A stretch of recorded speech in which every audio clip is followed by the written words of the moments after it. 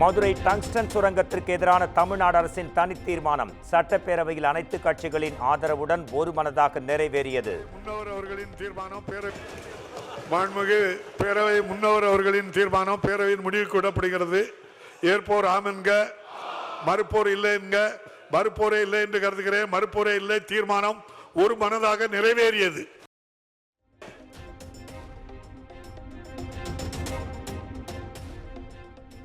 Tungsten சுரங்க உரிமம் விவகாரத்தில் கேள்விகளால் ஆளுங்கட்சியை துளைத்த எடப்பாடி பழனிசாமி ஆவேசமாக பதில் சொன்ன அமைச்சர் துரைமுருகன். பேரவையில் திமுக அதிமுக இடையே காரசார விவாதம். ஒரு பொருள் தெரிஞ்சதானே சொல்ல முடியும். நீங்க கடிதம் மத்திய அரசுக்கு எழுதியிருக்கிறீங்க. என்ன விவரம் எழுதிருக்குன்னு எங்களுக்கு எப்படி தெரியும்? அதே மத்திய அரசு உங்களுக்கு பதில் கடிதம் கொடுத்திருக்காங்க. அதுல என்ன விவரம் இருக்கு? இப்ப பிரச்சனை வரங்காட்டி நீங்க பேசுறீங்க. மாண்புமிகு முதலமைச்சர் எழுதிய கடிதத்தில் இந்த டங்ஸ்டன் அந்த இன்சான் அக்கவுண்ட் கொடுக்க கூடாது என்று அந்த அமைச்சருக்கு அறிவுறுத்துங்கள் என்று அவர் கடிதம் எழுதினார் பிரதமருக்கு. அந்த கடிதத்துக்கு 2 சரத்தையும் கூட்ட சொல்லிட்டேன்.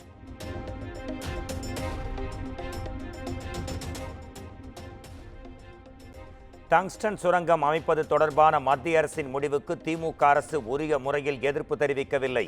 மத்திய அரசுக்கு எழுதிய கடிதத்தில் எதிர்ப்பை தமிழ்நாடு அரசு வலுவாக பதிவு செய்ததா என்றும் எதிர்க்கட்சித் தலைவர் எடப்பாடி பழனிசாமி கேள்வி.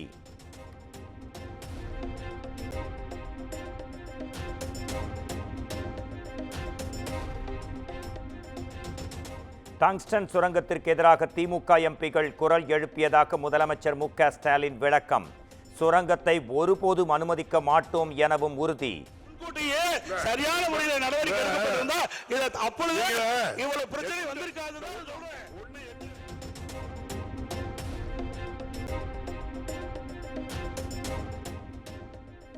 தமிழ்நாட்டில் டங்ஸ்டன் சுரங்கம் அமைந்தால் முதலமைச்சர் பதவியில் இருக்க மாட்டேன். அதிமுகவின் தொடர் குற்றச்சாட்டுக்கு முதலமைச்சர் மு.க. ஸ்டாலின் காட்டமாக பதில்.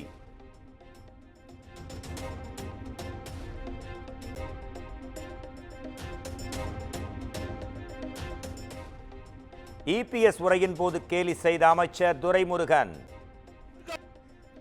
ஏற்கனவே இந்த திட்டத்தை எல்லாம் நாங்கள் முயற்சி எடுத்து மத்திய சர்க்காருக்கு தெரிவித்து அவர்கள் ஆன காரணத்தால் தான் இந்த தீர்மானத்தை கொண்டு வந்திருக்கிறோம்.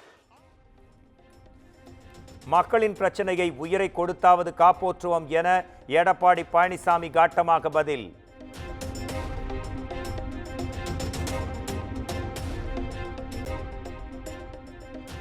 அவதூறுகளை பரப்பி உயிர் வாழும் அதிமுகவின் துரோக வரலாற்றுக்கு அடையாளமாக இருக்கிறார் எடப்பாடி பழனிசாமி. பேரவையில் தமிழ்நாட்டு நலனுக்காக பேசுவது போல நடிக்கிறார் என்று முதலமைச்சர் மு.க. ஸ்டாலின் கடும் விமர்சனம்.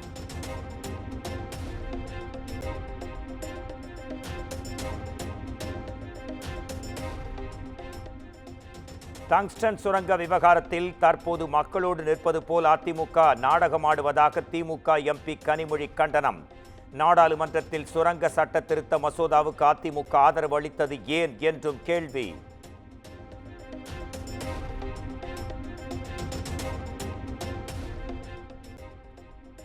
டங்ஸ்டன் விவகாரத்தில் உண்மையை மறைத்து தவறான தகவலை முதலமைச்சர் வெளியிட்டிருப்பது கீழ்த்தரமான அரசியல். எதிர்க்கட்சித் தலைவர் எடப்பாடி பழனிசாமி கடும் விமர்சனம்.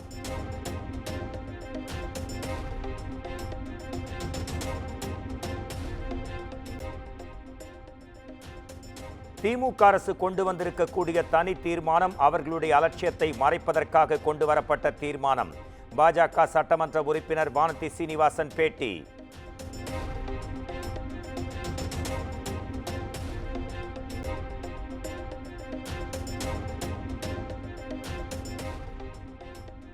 விசிகாவின் துணை பொதுச் செயலாளர் ஆதவ் அர்ஜுனா கட்சியிலிருந்து 6 மாத காலத்திற்கு இடைநீக்கம். திமுக குறித்த ஆதவ் அர்ஜுனாவின் கருத்து சர்ச்சையை ஏற்படுத்திய நிலையில் திருமாவளவன் அறிவிப்பு.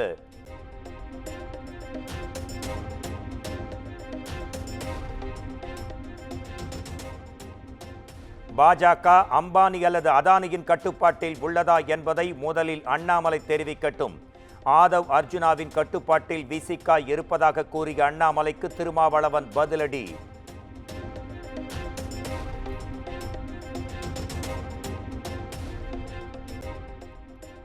தொடர் அறிவுறுத்தலுக்கு பிறகும் ஆதவ் அர்ஜுனா கட்சியின் நம்பகத்தன்மைக்கு இடையூறு ஏற்படுத்தும் வகையில் பேசியுள்ளார்.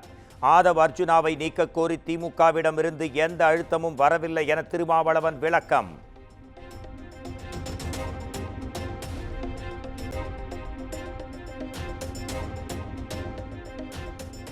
மக்களுக்கான அதிகாரத்தை தட்டி பறிக்கும் மனநிலையை எதிர்காலத்தில் தேர்தல் பிரச்சாரத்தின் மூலம் உடைத்தெறிவேன். ஆட்சியிலும் பங்கு, அதிகாரத்திலும் பங்கு என்ற முழக்கத்தை தொடர்ந்து முழங்கிக் கொண்டே இருப்பேன் என்றும் ஆதவ் அர்ஜுனா எக்ஸ் தளத்தில் பதிவு.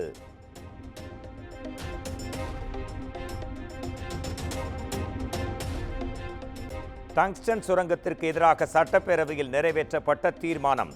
மதுரை அரிட்டப்பட்டி கிராம மக்கள் பட்டாசுகள் வெடித்து கொண்டாட்டம்.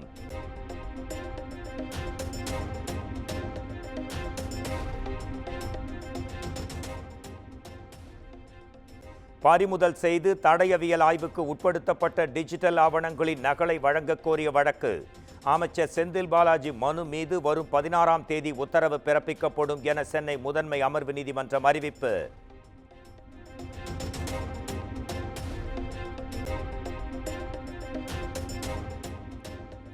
வெள்ளியங்கிரி மலைக்கோயிலில் ஜனவரி 14ஆம் தேதி வரை கார்த்திகை மகாதீபம் ஏற்ற அனுமதி.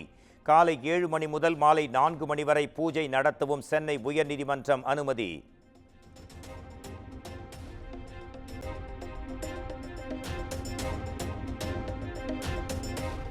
திருவண்ணாமலை கார்த்திகை மகாதீபத்தையொட்டி வழிகாட்டு நெறிமுறைகள் வெளியீடு.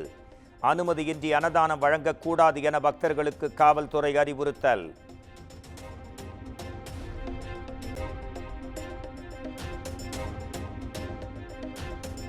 குன்னூர் அருகே கிறிஸ்துமஸ் தாத்தா வேடமணிந்து நடனமாடிக்கொண்டிருந்தவர் உயிரிழப்பு. திடீரென்று மயங்கி விழுந்து உயிரிழந்த சம்பவத்தின் நெஞ்சை பதற வைக்கும் வீடியோ காட்சிகள் வெளியாகின.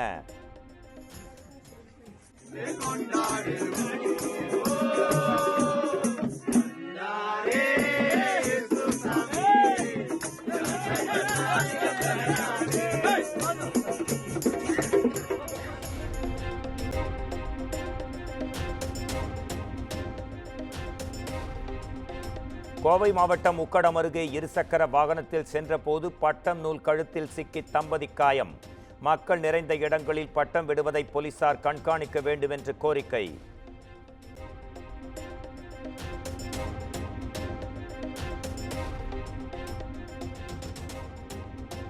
மயிலம் அருகே அரசு பள்ளி மாணவர்களுக்கு சத்துணவில் அழுகிய முட்டை. சத்துணவில் அழுகிய முட்டை வழங்கப்பட இருந்ததை வீடியோ எடுத்து வெளியிட்டு பெற்றோர் பகிரங்க குற்றச்சாட்டு.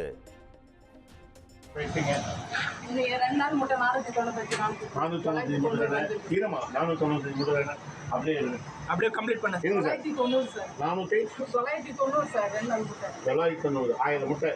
சரி ரைட், அது அப்படியே எடுங்க, அப்படியே ஓட நட்டு ரைட்.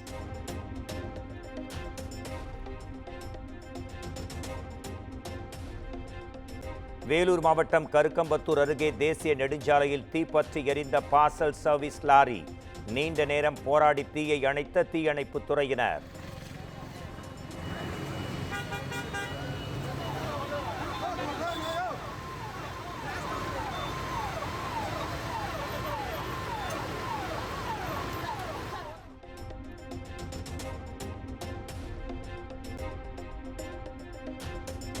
தென்காசி மாவட்டம் கடையநல்லூரில் கட்டுப்பாட்டை இழந்த அரசு பேருந்து விபத்தில் சிக்கியது. சாலையோரம் உள்ள மசூதி மீது மோதி விபத்துக்குள்ளானதால் பெரும் பரபரப்பு.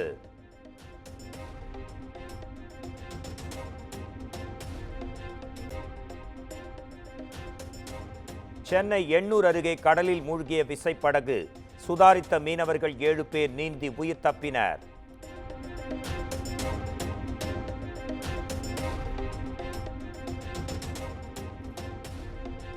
சென்னை பூவிருந்தவல்லி அருகே லாரியில் இருந்து மொத்தமாக கொட்டிய ஆயில். பல கிலோமீட்டர் தூரத்திற்கு போக்குவரத்து நெரிசல் ஏற்பட்டதால் வாகன ஓட்டிகள் பெரும் அவதி.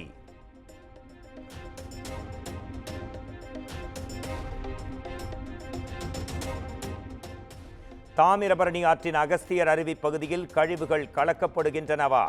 நெல்லை ஆட்சியர் தமிழ்நாடு மாசு கட்டுப்பாட்டு வாரியம் பதிலளிக்க உயர்நீதிமன்ற மதுரை அமர்வு ஆணை.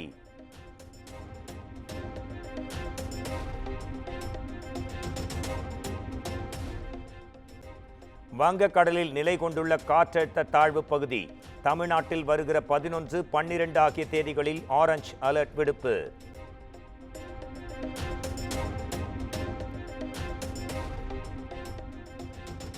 குழந்தைகளின் ஆபாச படங்களை இணையத்தில் பகிர்ந்து வந்த இளைஞர் அதிரடி கைது. ஐதராபாத்திற்கு விரைந்து சென்று இளைஞரை கைது செய்தது Chennai cyber crime police.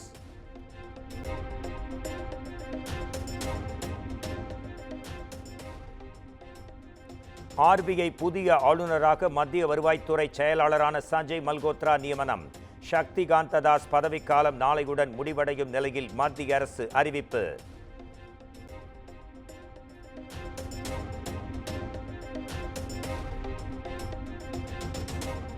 Andhra மாநிலத்தின் துணை முதலமைச்சர் பவன் கல்யாணுக்கு கொலை மிரட்டல்.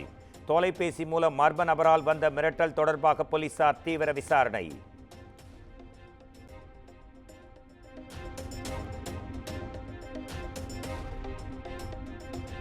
பல்வேறு விவகாரங்கள் தொடர்பாக எதிர்க்கட்சிகள் கடும் அமளி. நாடாளுமன்றத்தின் இரு அவைகளும் நாள் முழுவதும் ஒத்திவைப்பு.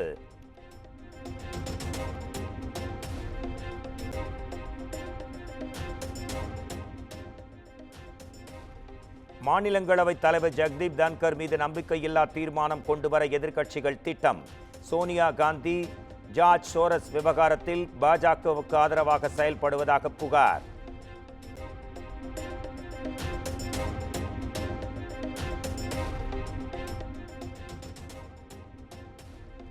மாநிலங்களவை தேர்தலுக்கான வேட்பாளர் பட்டியலை வெளியிட்டது பாரதிய ஜனதா கட்சி. காலியான 6 இடங்களுக்கு வரும் 20ஆம் தேதி தேர்தல்.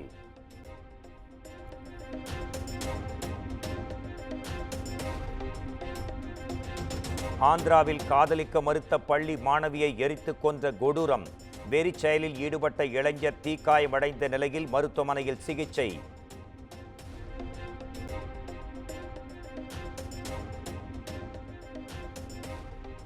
டெல்லியின் ரஜௌரியில் உள்ள தனியார் உணவகத்தில் தீ விபத்து. மாடியிலிருந்து குதித்து மக்கள் உயிர் தப்பிய காட்சிகள் வெளியாகி அதிர்ச்சி.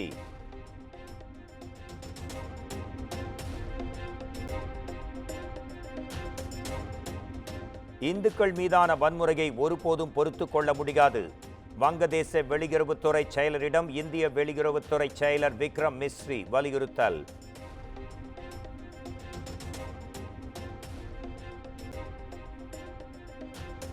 காசா நிவாரண முகாமில் அரிசி மாவு வாங்க காத்திருந்த மக்கள் மீது இஸ்ரேல் தாக்குதல்.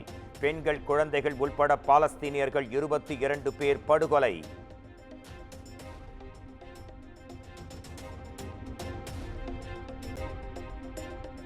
நடிகர் விக்ரம் நடிக்கும் வீரதீர சூரன் படத்தின் டீசர் வெளியானது. அதிரடியான ஆக்ஷன் காட்சிகளுடன் இடம்பெற்ற டீசருக்கு ரசிகர்கள் வரவேற்பு.